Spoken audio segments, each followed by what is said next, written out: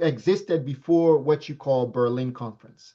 So it's not like the Europeans just suddenly gathered at Berlin and then they did something that was unnatural in their history. No, this was a natural phenomenon in their history where they would come together and they would act jointly against something. They would work together. In Africa, Africans did not do this. Africans don't have this kind of system where they need to come together and work together, right? They don't have that. Africans are adversarial at best, right? Or they are strangers at best. You live in your territory, I live in my territory, and we say hi, hi, we trade, but we don't have anything like this. But the Europeans are different. This is why this lecture is important for you to understand that you and the Europeans do not think alike. You might not be understanding how to think, but they understand how they think. They know how they think. To avoid wars and revolution, the what they call the period of revolution in Europe, they came together to maintain the political status quo. That means all the European elites, leadership, they did not want change that Napoleon brought sweeping across Europe. So they came together and they formed a concert, like a Berlin Conference.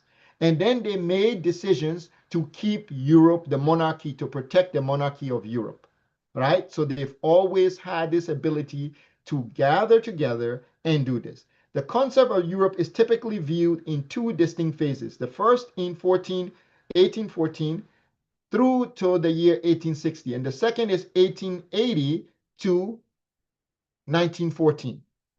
So the Berlin Conference itself is a part of their culture, the culture called the Concert of Europe.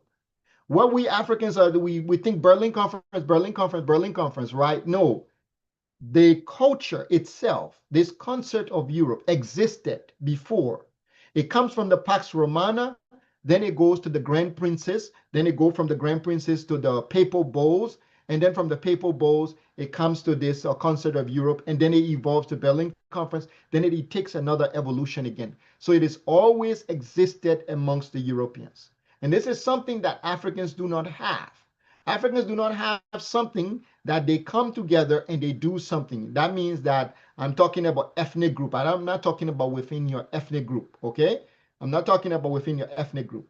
So the Congress, this Congress that European formed, focused an approach to the international affairs to continue to influence the later League of Nations. So what does that mean? Everything, this concert turned to Berlin Conference. The Berlin Conference turned to the League of Nations. The League of Nations turned to the United Nations. The United Nations turned to NATO, right? So there is an evolution of this culture that exists. Africans, you're thinking that Berlin Conference is unique. No, it is just an evolutionary phase, right? It's a morphology of a system that exists in Europe where Europeans come together and form an alliance so that they could achieve a common mandate. So the Berlin Conference evolved from the Concert of Europe, then the Berlin Conference, then to the League of Nations. Then from the League of Nations, it evolved into the United Nations. From the United Nations, then it evolved into NATO, etc. So this is something that they've always possessed in their culture. Their leaders practice this. And this is something that Africans leadership do not have. Your kings do not have this. Your chiefs do not have this. It does not exist in Africa. I'm letting you all know now, these things do not exist in Africa. What exists in Africa is your chiefs, they take care of you and your clan, but they don't go to another clan and they form an alliance or they form a unity with that clan, and then they go to another clan, they form, or they gather all the African leaders, all the African chiefs and clans of the continent come together to make a formal decision for the African continent. You in Africa do not have this culture. It does not exist. None of you were born with this in your gene. It's not genetically inside of you. Okay? So in 1946, this League of Nations became the foundation for the United Nations. The United Nations became the foundation for what is called the North Atlantic Treaty. And then the North Atlantic Treaty, which is NATO now, it is this Berlin Conference, this Concert of Europe, that is continuously taking shape and evolving for the greater good of mainland Europe. Okay? So the fundamental component of this whole system is always existed. Now, let's go back all the way to the 1200 when this system also existed. So we go back to the BCs. When they existed in the BCs, then we come all the way to 1260. 1260, a group of people from the Eurasian steppes in Asia, Central Asia, came, called the Mongols. They conquered the Turkic state. They invaded Europe into Russia, into how do you call it, Ukraine, and they enslaved the Slavic people. These Mongolian people enslaved the Slavic people. And as they were traveling, as the Mongolians were waging their war, going further and further into Europe, they came to the border of the Eastern Europe. Now, as they arrived to the border of the Eastern Europe in 1261, the two grandsons of Genghis Khan, Subutai and Batu Khan of the Golden Horde, after their conquest of Eastern Europe, that means Ukraine and Russia, after they've conquered them, they begin to make their way into mainland Europe, Central, the heart of Europe. You know how in Africa we have the heart of Congo, right? Congo up serves as the heart of Africa. Europe also has a heart of Europe, which is called the Central Europe, right? And as the Golden Horde or the Mongols begin to prepare to invade mainland Europe, the nations of Europe who were ruled by princes at this time.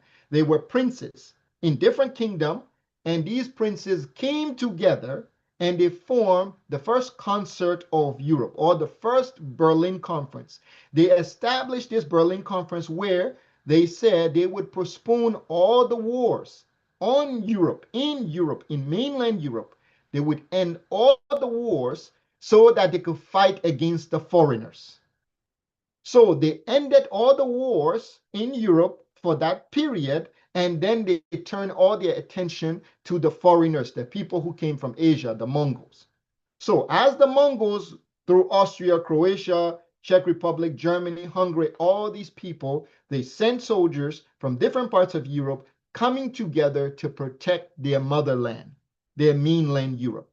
So the warring princes realized they had to cooperate in the face of the Mongol invasion. So local wars and conflict were suspended in parts of Central Europe only to be resumed after the Mongols had withdrawn.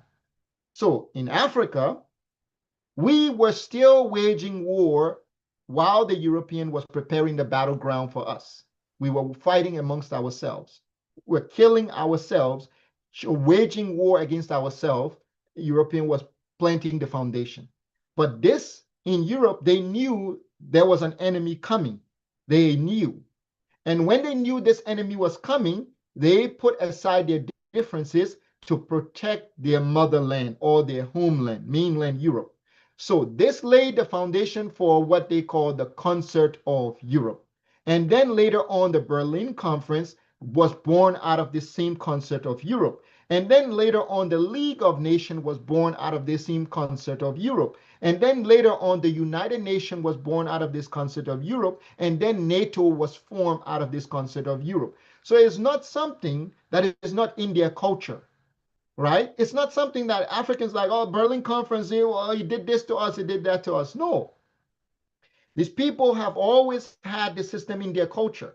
You just first noticed that you were in a war when they formalized the war. When they formalized the war with you, that's when you notice. But the Europeans, there was no formalized war when the Mongols came. They knew the Mongols were coming because they saw some signs, and they came together and they say, we have to drive these people out of Europe. We have to set aside our differences and we have to get rid of them. And so this is where the princes of Europe came together and they formed this system. And this system was transferred to generations of elites of Europe. Up to today, this system formed the world government.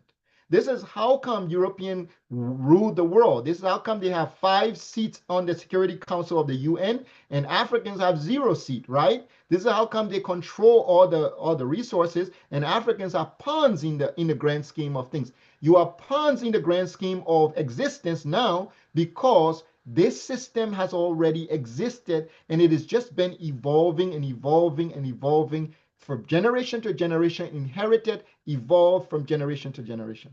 Now, the Mongol defeat of many of the European princes sent fear against Europe, in Europe. The Europeans made a conscious decision to modernize their warfare. So it's not that the Europeans were invincible. The truth is, the Europeans were scared of the Mongols. They were terrified of the Mongols. They used to go to bed, praying against the Mongols so they don't come to them. They were terrified of the Mongol. But this fear made them, they came to a consensus. We have to modernize Europe. It was this fear of the Mongols that caused the European to gain a consciousness of modernization. So they didn't just have this idea of modernization. They didn't pop up. An enemy showed up and they were terrified of this enemy. And this enemy caused them to make a conscious collective decision. We have to modernize our style of fighting. So the Europeans used to wear these giant armors with knights and ride horses. But when they realized this enemy came with guns, this enemy came with all type of different type of style, they threw away all the ancestral system. They threw away the armor. They threw away all those things, and they went in search of a new way to wage war. This is something that is inborn in their culture. Africans, it takes you several generations for you to make a change. It takes you many, many generations of being resistant, being stagnant, before you will get to that level where you'll make a conscious change. The Europeans don't have that problem. They made a conscious decision because they realized that the Mongols were a threat to their motherland, to their homeland, Europe. So they made this conscious decision to modernize their warfare. And now here comes the Germans. The Germans took the initiative and they begin to gather intelligence on something called the secret history of the Mongols. The German wanted to know, who are these Mongols? Where did they get all this technology from? How do they know how to fight? How are they so scary? How are they so terrifying? So the Germans sent people into Asia to find the history of the Mongols. They discovered something called the secret history of the Mongols, which was a hidden history. The Mongols didn't tell their story to people. But the Germans, they did everything they could to draw out the history of the Mongols, and then they learned of how the Mongols fought and how the Mongols did things, their style of warfare, their technology, and the Mongols triggered the European consciousness. This consciousness changed. And so after they learned that we have to evolve and we have to adapt and we have to change and we have to do things differently, they sent spies into Asia and they found the history book of the Mongols. And through this, they learned there was a new style of warfare. And the Germans called this warfare Blitzkrieg. The Germans took the Mongolian style of warfare and they called this Blitzkrieg, and they used it against the rest of Europe later. So, during the time that the European had made a new consciousness, that a new consciousness had awoken in Europe, this period is called the Renaissance, right? The change that happened in Europe. The Europeans experienced several disasters, making them ferment their resolve. It caused a dedication to this new path that they had. The first disaster, bubonic plague. The second disaster, the superstition, Malleus Maleficarum. The Europeans started to burn witches in their country. They killed almost 300,000 of their women, or if not 100,000 of their women. They were burning old people to the stake. They were burning entire villages, accusing them of witchcraft, etc. They even came to the Congo and they burned a Congolese woman as a witch in Congo because they had learned this, they had introduced this culture during this period where they were just burning out things. right? And then it goes to 1486. The Europeans go through something called the Little Ice Age. This 1430 to 1455, this whole period, they go through a famine, they go through cannibalism, they're starving to death in Europe.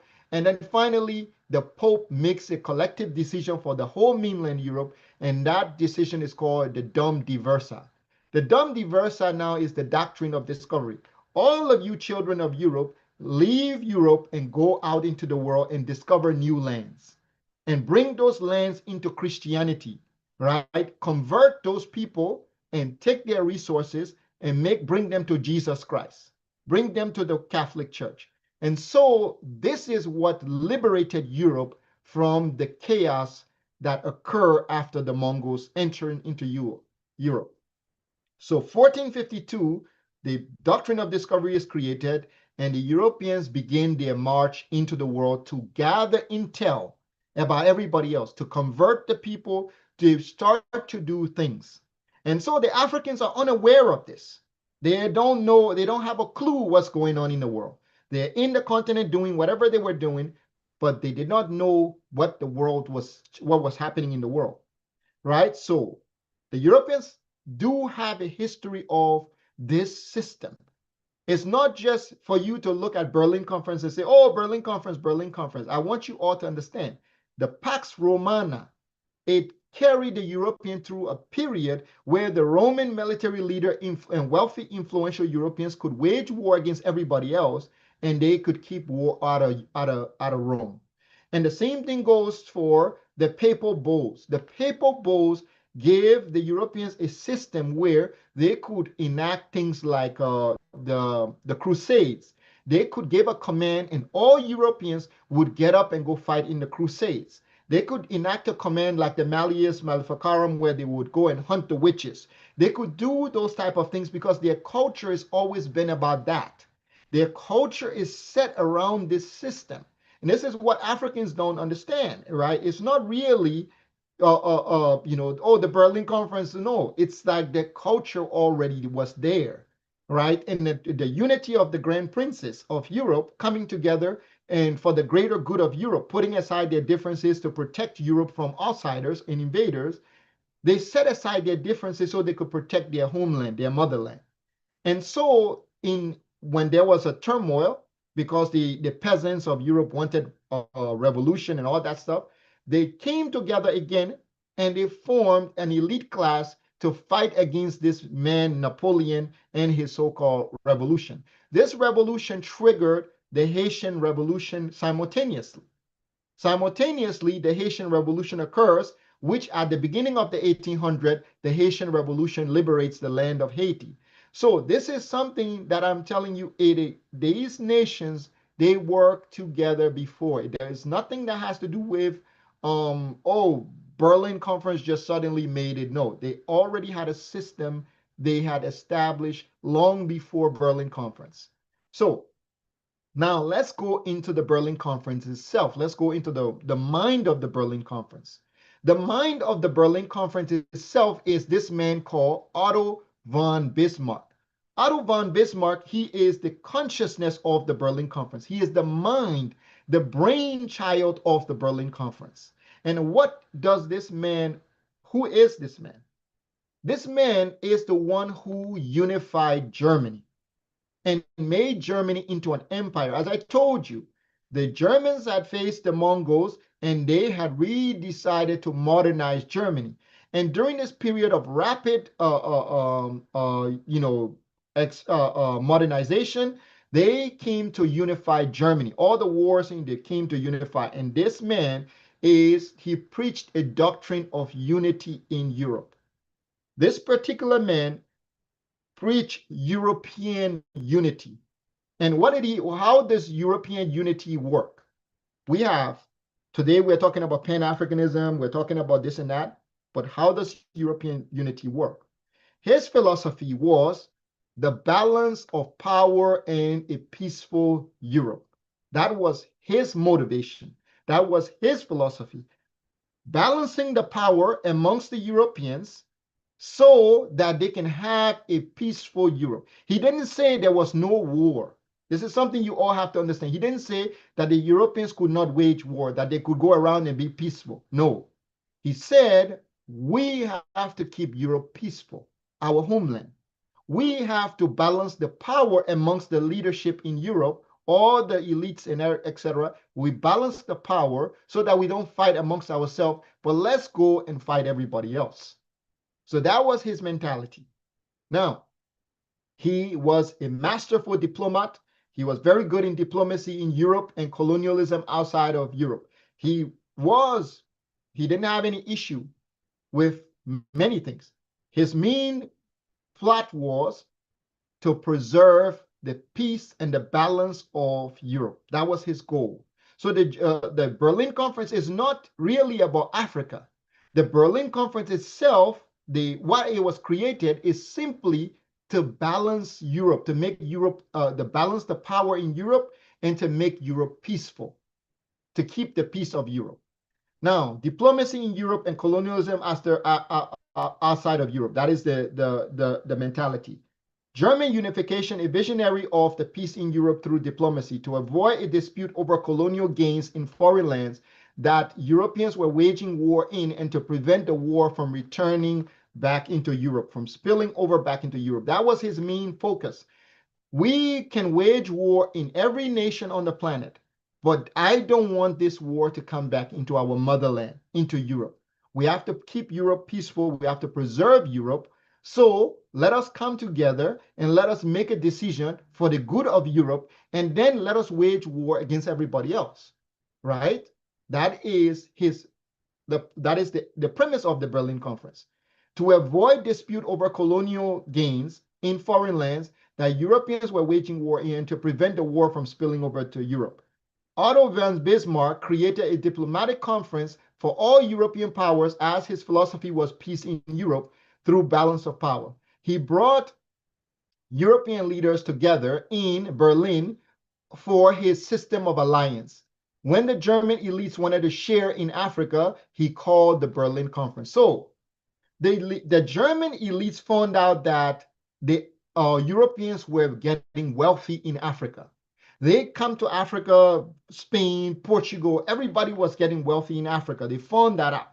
And so they was like, well, we need to get to Africa too, and we need to get our piece of this land, these people. We need to go there and take some of this stuff for ourselves, right? And so the scramble already existed. It was already there. It is only Germany who formalized the scramble. Germany said, instead of just a chaotic scramble for Africa, well, let us come together like our ancestors and let us create rules. Let us create rules, and these rules will help us for us to colonize these people and take their lands and do these things to them without bringing the war back to our homeland, our motherland, Europe. This is what Germany's goal was. This is what this man Otto von Bismarck's goal was. That's why the Berlin Conference was called. It wasn't called because they had this special plan for Africa. No, it has nothing to do with Africa.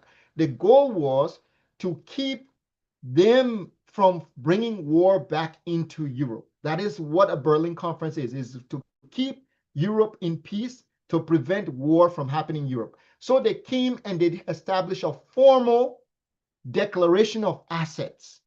They were going to take Africa regardless. They were going to do it regardless without a Berlin Conference. It had nothing to do with a Berlin Conference. They were going to take Africa no matter what. The only thing was they didn't want the war to come back to their motherland, Europe. They wanted to preserve their homeland, their mama, Europe. They wanted to preserve this woman. So they wanted to keep the war from coming back into her. So that is why they all came together. And Africa was not the only people on the menu.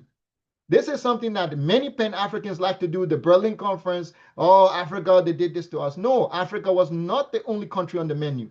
Who are the countries on the menu? China is on the menu. Okay? China is on the menu. The Pacific Ocean, all the countries are on the menu. Africa is on the menu. So it's not about us. It's about everybody else that is on the menu, but we have to prevent war from coming back into Europe. Our mother Europe is sacred. Our mother Europe is the divine. We cannot bring war back to her. We need to keep that war into everybody else's place. And that is their mind state.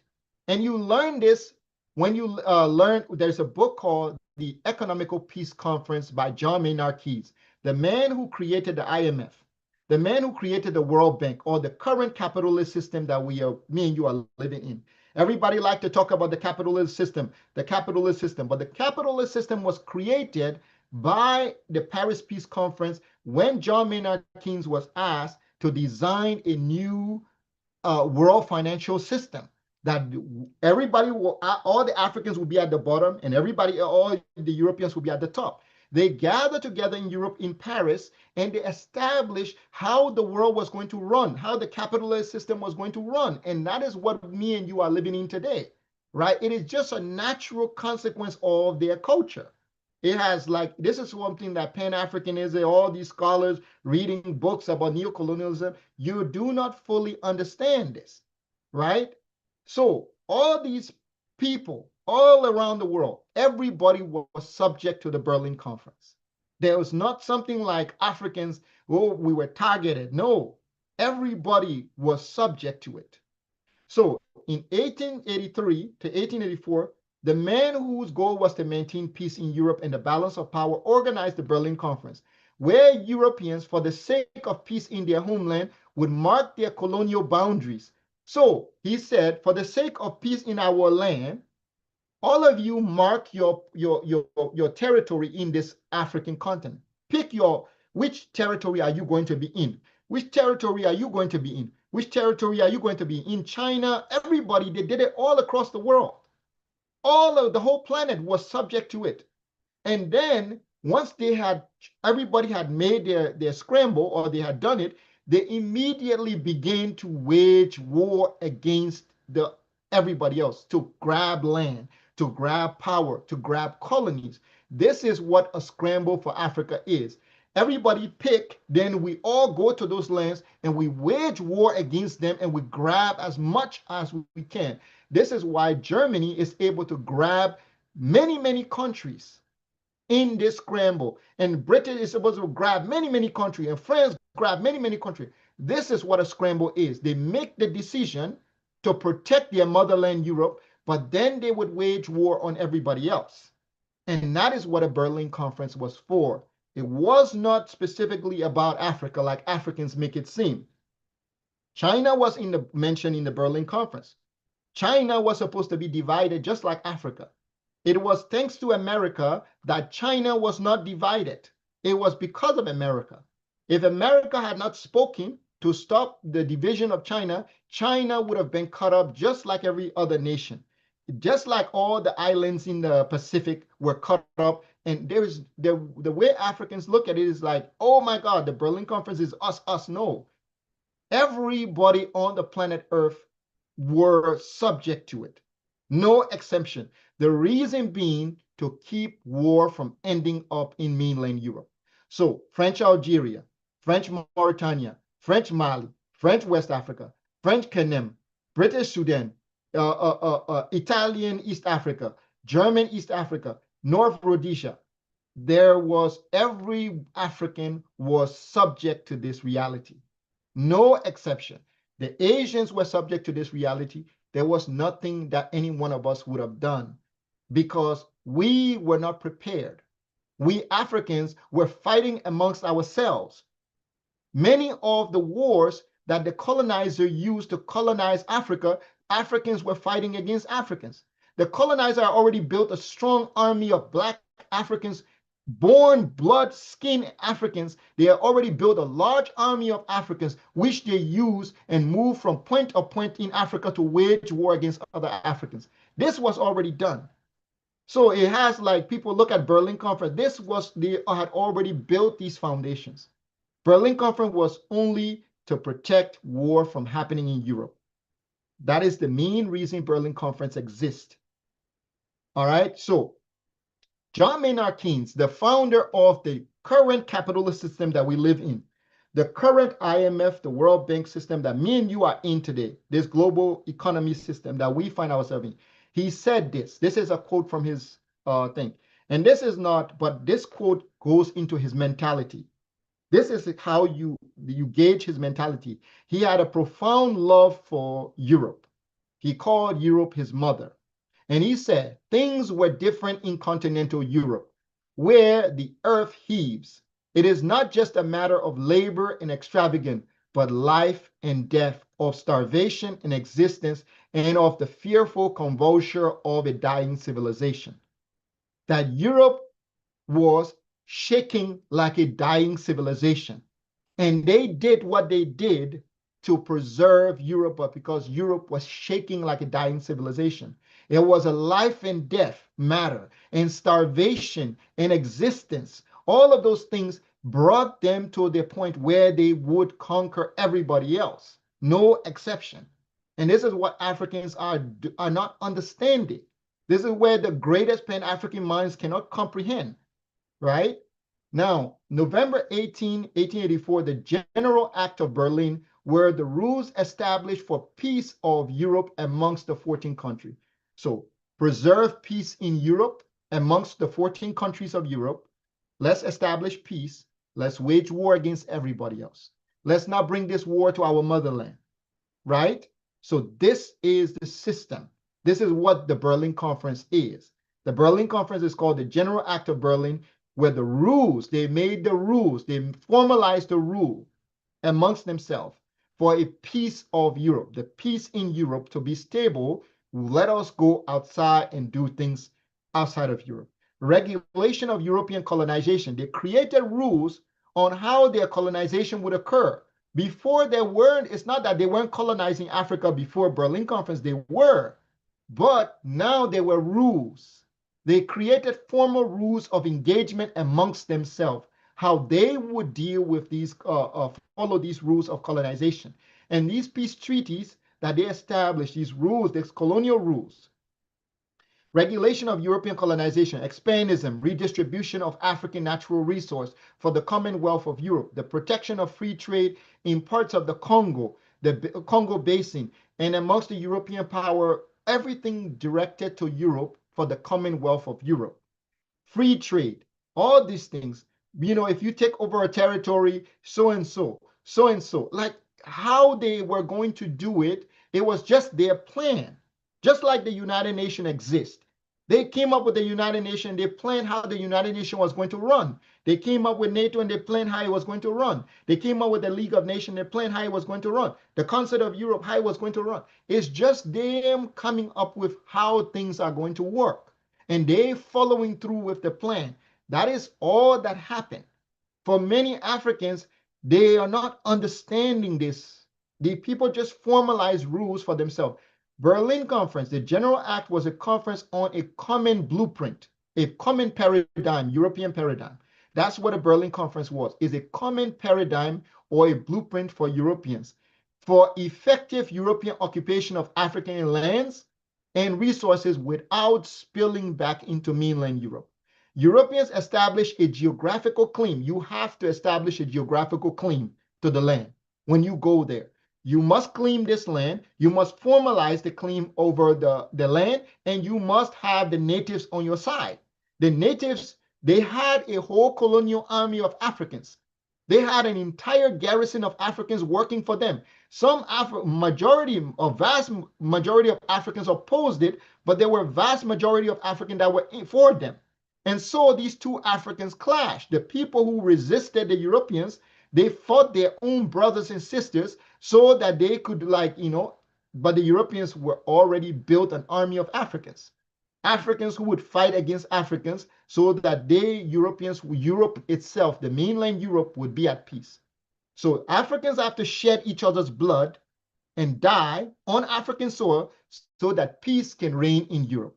This is what you all have to understand. It is just a formal system. It was already in Africa. It had already been there, and they just did it so it doesn't come back to Europe. So the Congo Basin, this is when the wealth of Congo comes into the play. This is when the wealth of Congo become this prize place where they could do this and they could trade, they could do things. But then this particular Leopold, he decided that instead of all of you, taking territories and so, you claiming this. I don't want a lot of territories. I only want this small place. I only want this. That's it. So this is how Leopold came to control the Congo. He only asked for just a small portion, which is Congo. And the Europeans were like, okay, I mean, everybody's here is asking for like big pieces of the pie, and you just asked for the smallest piece of the pie, right? But he asked for the richest part of the pie. The wealthiest part of the pie is what he asked for. And this is what now, brought Belgium into Congo. And this place here, it's a tropical rainforest. The Congo has so many things surrounded by the greatest mineral resources on the planet Earth. But it was already, the Europeans had already set up, in order to maintain peace in their lands, Africans have to suffer. So the conference prevented or delayed war in Europe. The main goal was, it did not stop war from breaking out in Europe, but it delayed the war to 1914. So instead of the war happening in 1884 in Europe and tearing Europe apart and causing massive destruction, the war was delayed from 1884 all the way to 1914 is when the war took place. So its role was the Commonwealth of Europe. The main reason is the Commonwealth of Europe.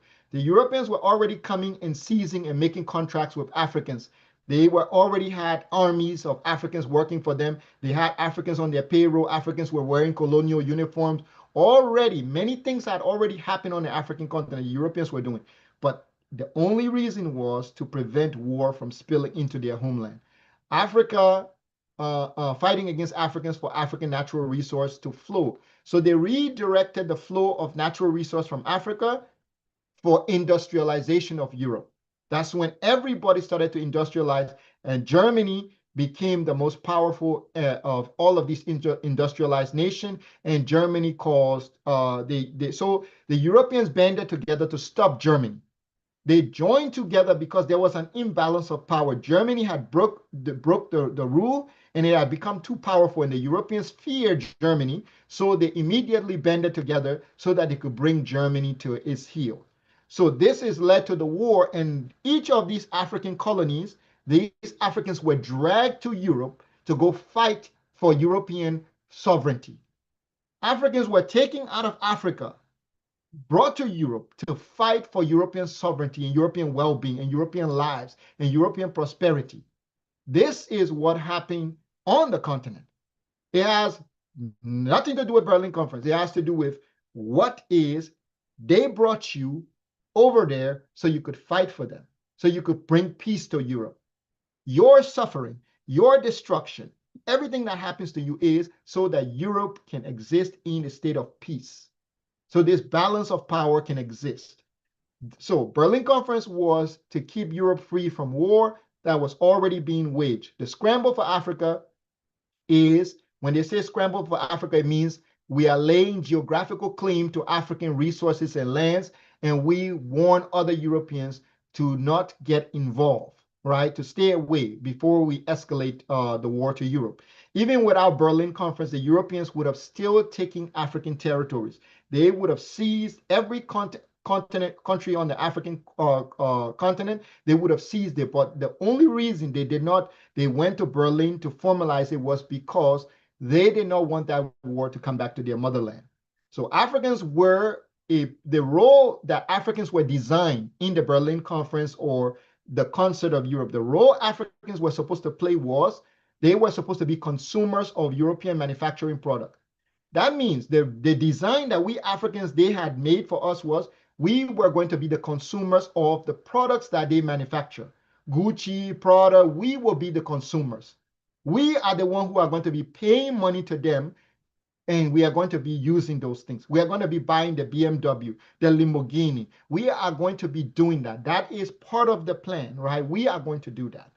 So we are going to consume their manufacturing products, and we are going to provide them with food. We are going to redirect our farming lands that we use to sustain our agriculture. We are going to turn them into tea, cash crop. And we are going to redirect the flow to Europe so that we can have currency. and then our food prices can go up. So they redirected the food, and then also luxuries.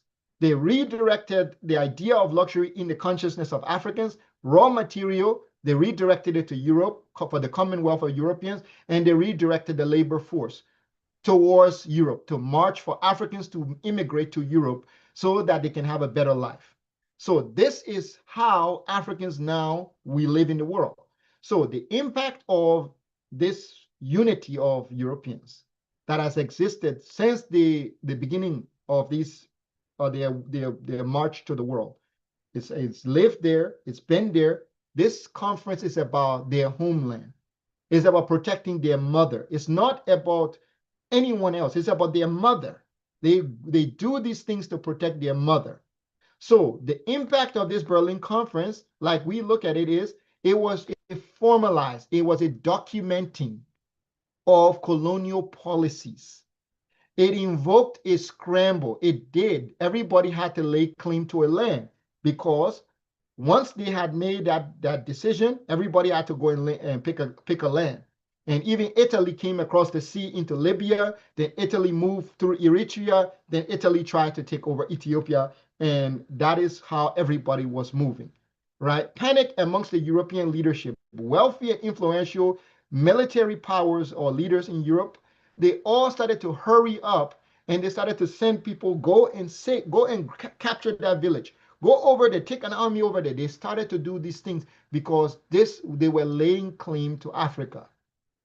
The survey of Africa, what made them successful was they sent their missionaries early in advance. Just like Germany has sent missionaries to Asia to gather the secret history of the Mongols, the Europeans sent their missionaries to Africa in advance to gather information about the African continent.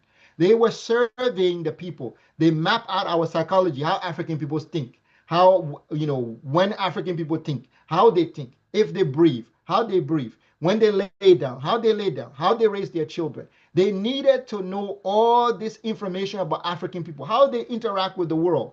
And they gather all this information, return it back to Europe after the surveying, and then they formalize an agreement between themselves to prevent war. And that is how they begin to scramble for the continent of Africa.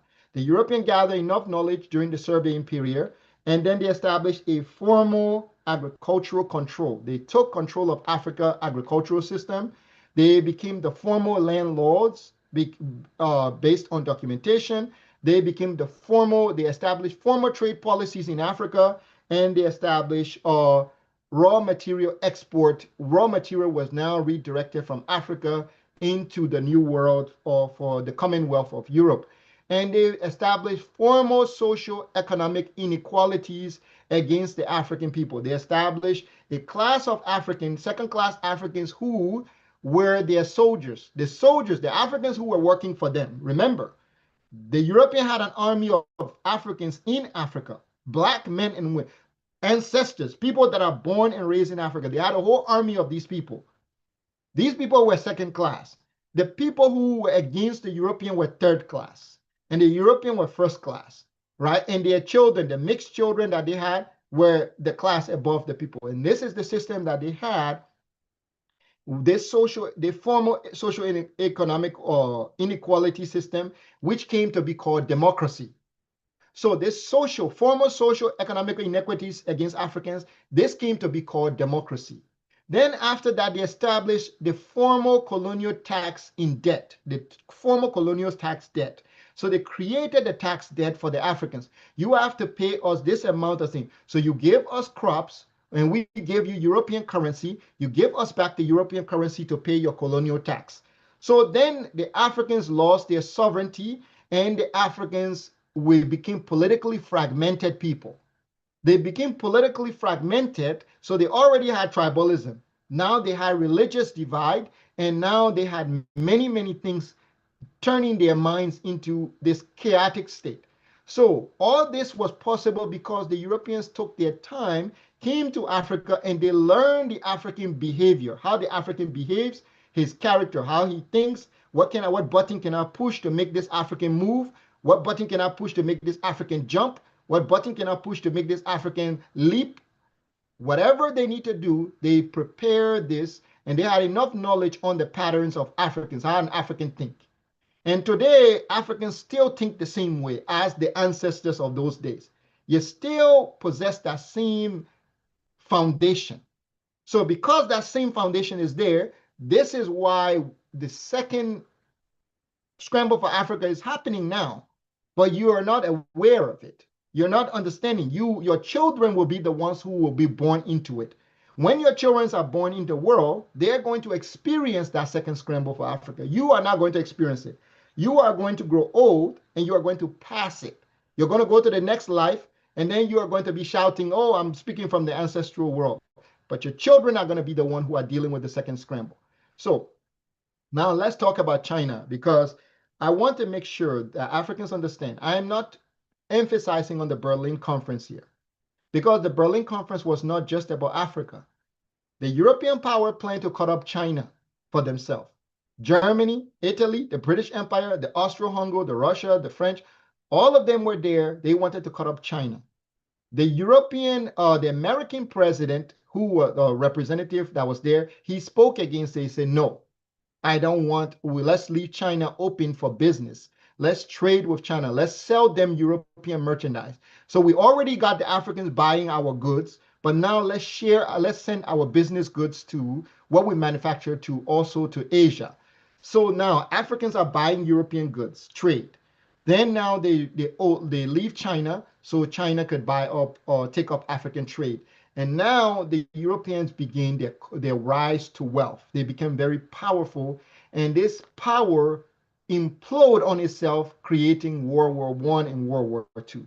So the Chinese, every land in Asia was touched by the Europeans. So it's not like African people think, oh, Berlin Conference, they did to us. No, everybody was touched by the decision. Macau in China, their language today is Portuguese. Many countries in Asia today, they speak English because of the impact of the colonial systems, right? And in how other groups felt colonialism, how they felt. The Great Famine in India. India suffered a Great Famine, which killed 5.5 million people because of the Europeans, the British, right? Singapore. Everybody felt the wrath of the Europeans. So it's not Africans alone. The reason I'm telling you this, because I'm warning all Pan-Africans and everybody, you're conscious, you're reading neoliberalism, neocolonialism, and everybody has moved on. The Chinese experience it. The Japanese, everybody experienced what the Europeans did. Only the Africans have not done anything about it. Only the Africans have not formalized a way to go beyond it. They're still reliving the thing. But this Berlin Conference is not new. It has always existed part of the European culture. The United Nations is born out of this same system. The NATO is born out of this system. The League of Nations that was there, they're all emanations of this system.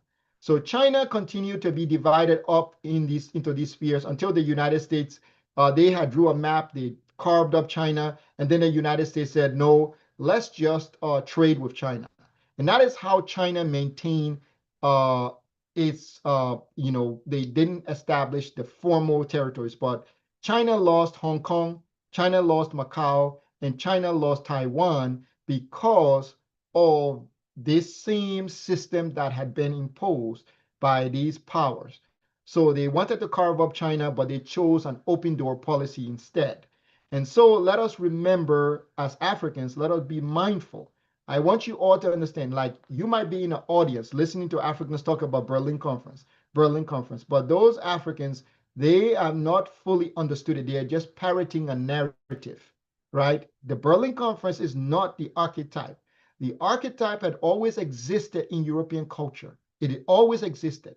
They have always come together for the common good of their motherland, Europe. They will always come together when Mother Europe is in danger. That's how they think. And that same thinking, they did that for the greater good of Europe. For the good of Europe, they decided not to wage war amongst themselves, so they ended up waging war in Africa. They came together and set up a policy that had nothing to do with Africans really. It really was about preventing war in Europe. So After the 1884, Germany began to scramble for colonies. Germany was late into the game, and so Germany had to be as brutal as possible. And Germany was the most brutal in Africa in the Herero and Namibia region, and they, total annihilation. They tried to totally annihilate these people, and they went through this brutal trying to kill these Africans so they could gain a hold of their land. And so, but China, how did this same scramble impact China? Between 20 and 70 million Chinese people died during the century of humiliation. 20 to 70 million Chinese people died during the century of humiliation, the time period which we are talking about, when the Europeans were in there. That's a lot of deaths. That's a lot of deaths. In India, due to the British presence, 22.5 million Indians died in this period from the 1800 to the time of the 1900 because of the presence of the Europeans. So I want you all to understand what you are fixated on as African. This Berlin Conference is not really, it's just that Europeans they have a culture, and in their culture, they come together and they organize and they make a unilateral decision, and they formalize the decision by formal systems, and then they all agree and they follow the plan. They all stick to the plan and they go by the plan. This is how they've ruled. This is how their system have existed. And this is about a system. Africans are missing a system, but they think everything is Berlin Conference, Berlin Conference. So we've come to the end of our lecture now. I want you all to understand almost 70 million Chinese perished in this century. Almost 25 million Indians perished in this century when the Europeans were in their lands.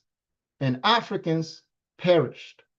And everybody perished. But the world now, everybody's preparing that the next time this system will emerge, we have to be ready. The Indians are doing their best to be ready. The Chinese have done their part, they are ready. The Arabs are ready. The African still yapping about Berlin Conference. So this lecture is extremely, extremely important to all Africans. When the second scramble of Africa comes, it is not going to come because of any reason. It is going to come to preserve the peace of Europe. It's going to come to preserve the peace of Europe. It's going to, when they all come together and they make that decision that they're going to do once again to split Africa and do whatever they want to Africa, it won't be because, it will be because me and you, we are here. We are seeing it happening. They are doing it right in front of us. And we are talking about Berlin Conference, right? No, in their culture, they've always had a concert. Anytime it was for the good of Europe, they've all worked together and they've done it for the good of Europe to prevent conflict in their motherland. Prosperity, the commonwealth of all Europeans. That is what this is all about. It has nothing to do with Berlin Conference specifically. And that is the conclusion. So the race that is happening right now, as you're all seeing, is not about a conference.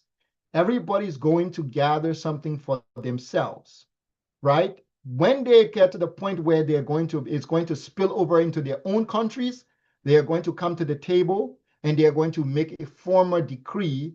And that is when they're going to now, you Africans are going to discover, oh, wow, you're going to discover it after that fact. But it's happening right now. All of us are living it. The only difference between this is they haven't come together and formalized it yet. All right, so this will bring us to the end of today's lecture. Thank you so much, my king. This was very great. I hope we are all in our toes now, waiting to ask. So please, those who have questions or comments or points that you need our teacher to clarify, please show up by raising your hand so that I will identify you and give you the mic to talk.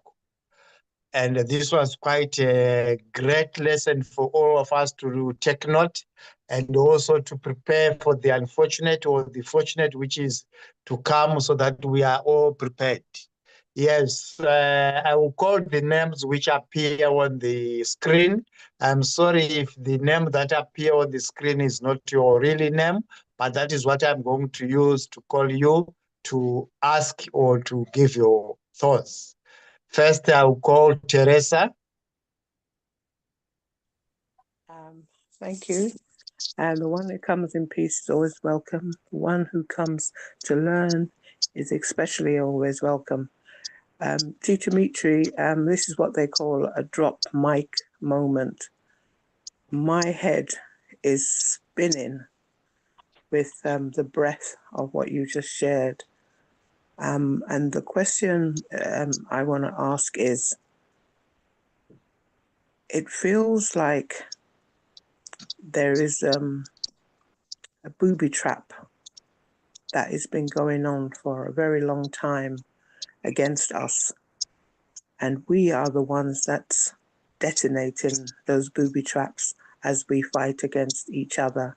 And based on your other lesson about love, and your amazing quote about Malcolm X, it feels like we're doing what Malcolm X said, but we're not insightful. And in that quote that you shared is the clue to how we can come alive again and really, take hold. As I was listening to you, I'm going on a little bit because I am profoundly affected by what you said. Some of the booby traps is those names like Pan-Africanism. And I really, my wish, I'll just say that, it's a question and a wish, is that we will let go of those labels and hold on to the truth of what you just shared. It makes me want to weep with sadness that we've been so wrong-footed for so long. And I'm profoundly grateful to you for this lecture. Thank you. Thank you, my queen. That was insight. Teacher Mitri, maybe you might respond before we go to the next.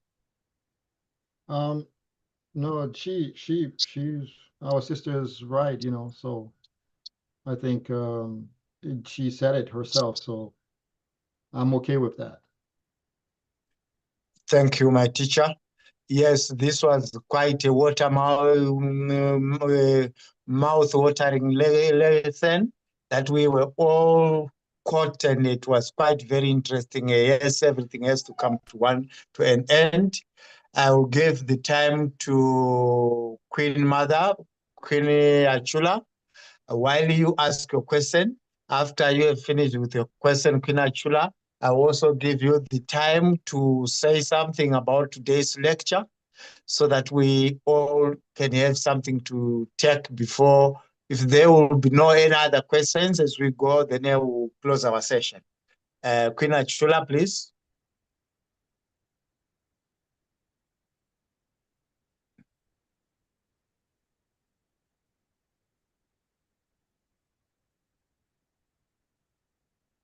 Yes, Queen Mother, Queen Achula. So sorry, I forgot to mute it.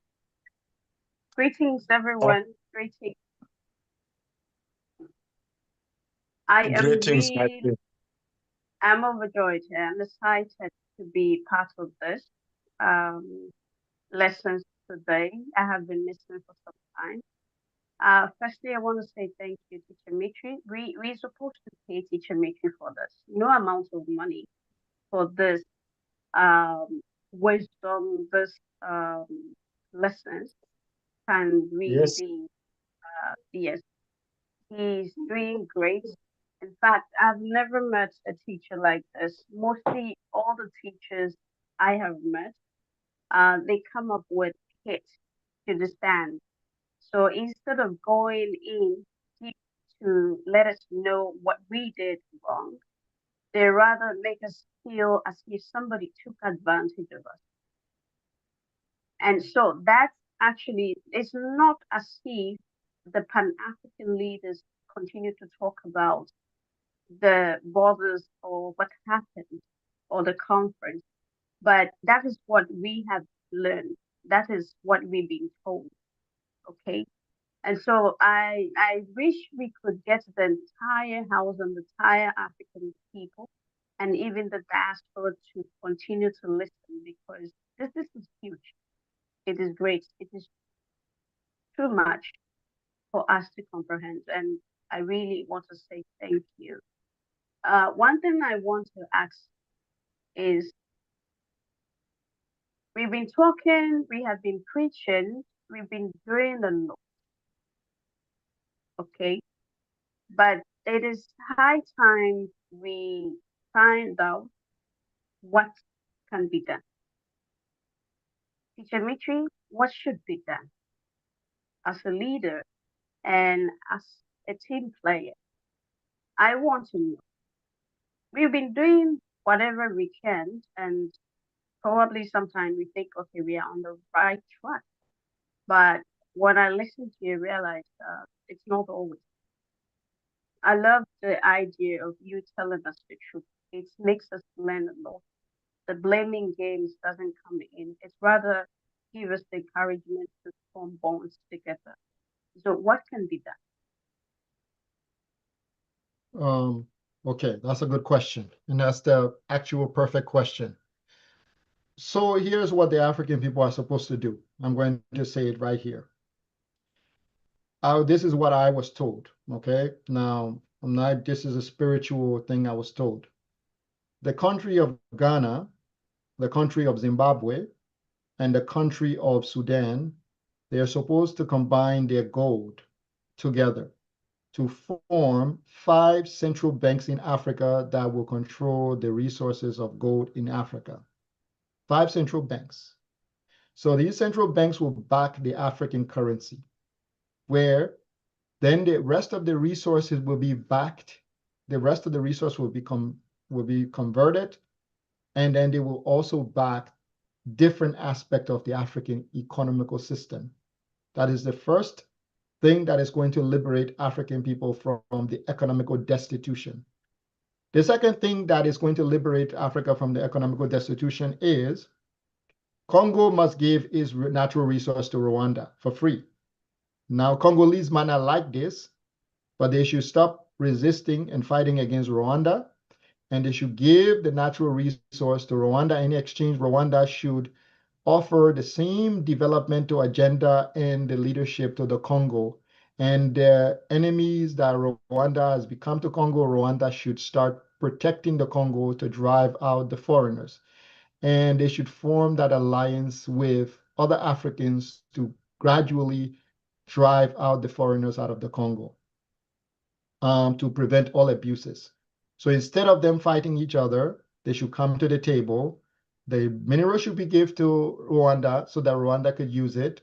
And in exchange, Rwanda's military forces will drive out the foreign exploiters and the foreign dangers, in exchange with Africans' collaboration with these forces to grow stronger and to protect the Congo. The Congo has to be sealed off. The Congo has to be, all the foreign powers have to be removed out of the Congo. 1. Now, the next thing is 5 universities should be built against of the African continent. 5 great universities. These universities Africans can move from any part of Africa to go to these universities, and these degrees, these diplomas can work in these schools. Your degree can get you a job in any part of Africa for African people to be able to work, okay? Africans should no longer participate in the cash crop industry. Africans instead should participate in food security for Africa. That means consuming the food they grow, using the land that they have to grow the food and eating those food. Where Africans should dominate, the sector Africans should dominate is the entertainment sector. Africans should commercialize a lot of the aspects of their culture and commercialize it so that that culture can be financially viable to bring revenue. So movie, clothing, beauty sector, all those things, Africans should revolutionize those things so that this can be done in that way. Now, in terms of leadership, the leadership system that African people need to follow is not a leadership of, how do we call it? Is the leadership that our ancestors called the free will of the people. The free will of the people is a system that existed. It's not democracy specifically. It's a system wherein Africans select leaders based on the virtues of the people, not based on the material, the sweetness of their words, their eloquent speech, but rather the actions of every person. Every person who is wanting to go into political leadership should have a documented history of their action. They should have a legacy of actions that prove that they have done things for the people, that they have done things in their society. They've never stolen. They must have those, a legacy portfolio. You know, I have this portfolio, and this my portfolio shows that I've never stolen, I've never done this, I've never done that, and I love my country. I've served in the military. I've taken care of the rivers. I've cleaned. I've planted trees. I've done this. I'm a patriot, and all these things. These are the type of people with these type of portfolio that should be entering the leadership space. The African people, we might not have to, I will say, we might not have to, we should not, our culture makes our unique individual culture, keep the culture as they are, but we have to have a core African universalism. It's a mainstream African culture where everything flows through, and those culture, there's a lot of transaction that needs to be, we need to be consciously aware of the transaction of those culture. And then we need to focus on exporting our culture, commercializing it and exporting it, just like other people try to commercialize their culture and export it to Africa. All these things require us to behave like the Europeans. We need to come together for the sole reason for the greater good of Africa. Europeans do it for the greater good of Europe, and we have to do it for the greater good of Africa. Not Ghana, not Nigeria, but Africa. Until every African learns to think for the greater good of Africa, it'll be difficult. It's not about the borders. The borders are not the issue. The issue is for the greater good of Africa. That's the message. The message of this millennium should be for the greater good of Mother Africa. And every action we do should be for the greater good of Mother Africa. So these are the solutions that I've laid down. 5 universities, 5 banks that are across the 5 point, one in Central Africa, one in East Africa, one in West Africa, one in North Africa, 5 banks, each of them backed by gold from across the African continent. Mineral resources are backing these banks. We have a single currency. On the currency should be an elephant. On the back of the currency should be the one on the front of the elephant should be on the front of the currency should be the elephant. On the back of the currency should be the rivers of Africa, right? And this is very important that we do these things. Upon fulfilling these things here, if we came together and we do these things, Africa will have the same concert that Europe has. We will be able to disentangle ourselves from the spider web that is currently ruling this system. We will disentangle, and this is the challenge that we have to meet. So it's not there is no solution, there's not ears, and there's not the willingness or the courage or the willpower to make these solutions a reality. So I told you everything that could change Africa within 25 years. Within 25 years, all that I've said will bring Africa to the top. But it has to be, people have to want it, you know, or if they don't want it, then their children will find themselves in the second scramble of Africa. And then people will actually, their children will want it for them. So that's the answer I have for you. Thank you, so Mike. much. Thank you. Yes, thank you so much. Maybe the Queen can also give King Richard an opportunity to ask your question also. Please, you can unmute and say your question, King Richard. Positive and creation energy to you, Master Teacher, and to my colleagues. Mine is not a question per se, but it's just an observation that this lecture has brought in a different perception. And the key takeaway from this lecture are these keywords: culture, foresight, and forethought.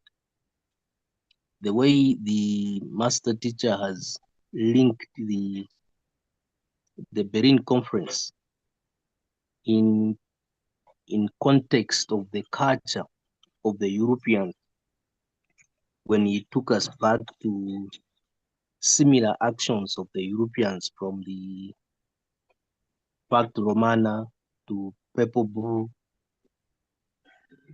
up to the current one, the United Nations, you can see that there's this thing that we Africans are missing from our understanding of the Europeans, and also what we Africans are missing from our own character and behavior, from our own perception, attitudes, and power.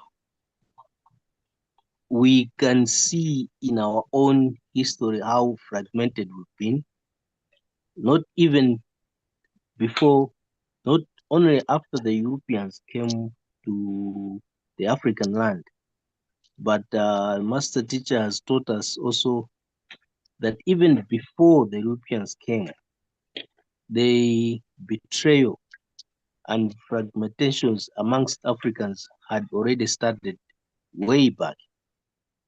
And this concept of unifying Africans was tempted before by some pharaohs, and also recent, maybe 200 years back, 100 years back, by down in Southern Africa by Shaka. But we failed to, or our ancestors failed to bring the fragmented parties to one household. And the core issue that I've taken home is this culture. We do not have culture of unification. Our character or our behavior, our attitude and perception, we are so comfortable with our fragmented pieces. We are too proud of our small corners called tribes or nations. And I see that we don't have this concept of an African culture. We've got all these fragmented so-called cultures, but that we look at them as unique to these small corners that we are proud of. And then the second takeaway is the foresight and forethought. You can see, if we take ourselves back to this culture of Europeans, you can see how Europeans think ahead. And you can see how consistent they are in refining their ways.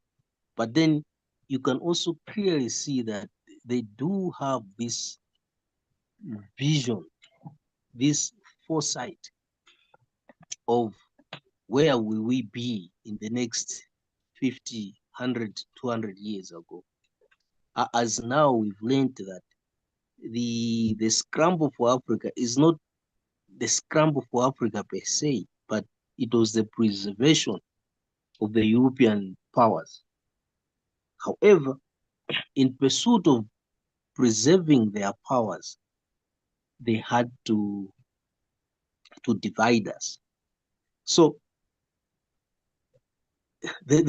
we can't blame them. If this was the tool that they chose to achieve their desired end. It worked for them, and it is working for them up to this date. So, to the answer that that master teacher has given as to what, from the question the sister asked, that what is the solution?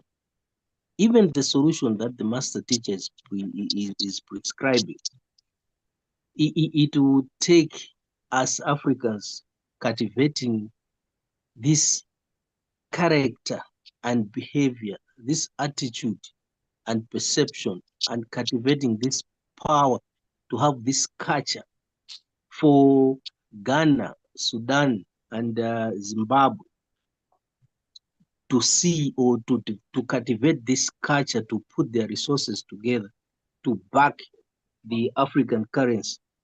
The question is, do they have this foresight, this forethought?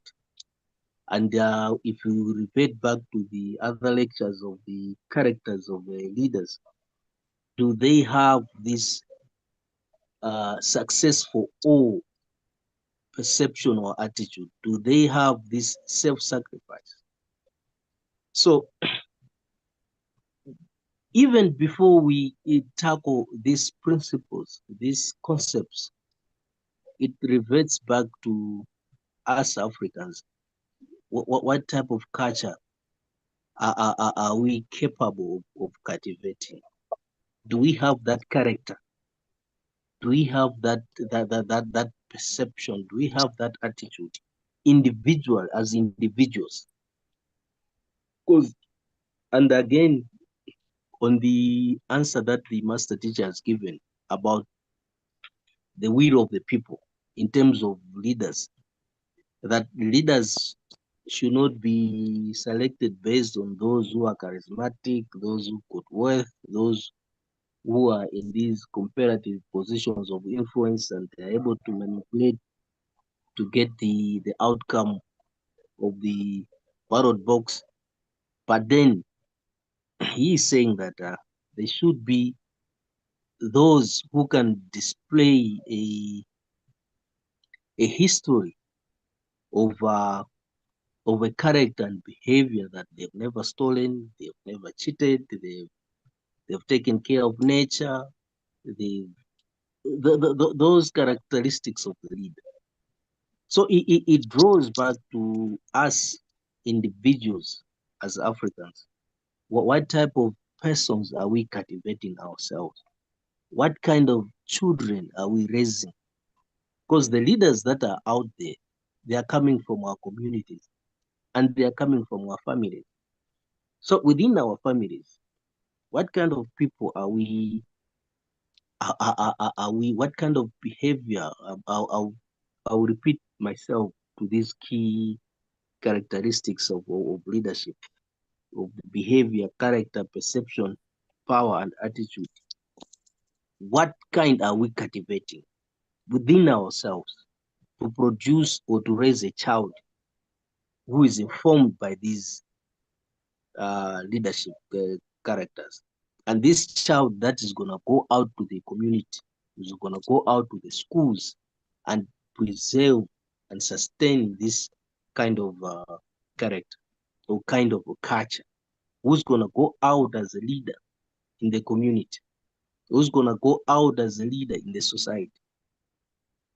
So, and when you compare ourselves, Africans, and the Europeans, there is a tendency amongst Africans whereby we do recognize that the Europeans have got a certain character. They do have a certain culture. And, well, I don't know how to put it. But King, if you can round up for time so that we can end up the class due to our time. So Thank you. Yes, thank you for your inputs. No, I think I've said enough. Thank you. Okay, thank you so much. Thank you everybody for being here. This is One Map Africa. which is presenting you this history class, and we hope this will continue. So that we want to close our session. Thank you all who are here. I will ask King Abdullahi to give us our closing remarks, and thanks for our teacher and all members who have been here for today. King Abdullahi, your mic is with you. Thank you, all my kings and queens. Thank you, Teacher Mitri. Thank you, all the listeners. We are very grateful to everybody for taking their time to attend to this wonderful lecture. I listened to the lecture and I didn't want it to finish, to end. But by the glory of God Almighty, I think and I hope that next week, Saturday, we will be here as well. Thank you, everybody, for your time and your patience. Thank you, Teacher Mitri, once again. And we pray that may God bless you all.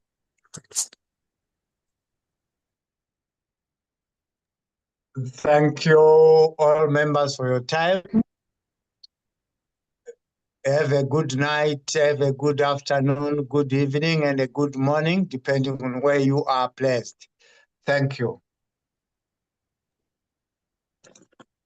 Thank you, everyone, all the kings and queens in the house. Have a great week ahead. Thank you so much.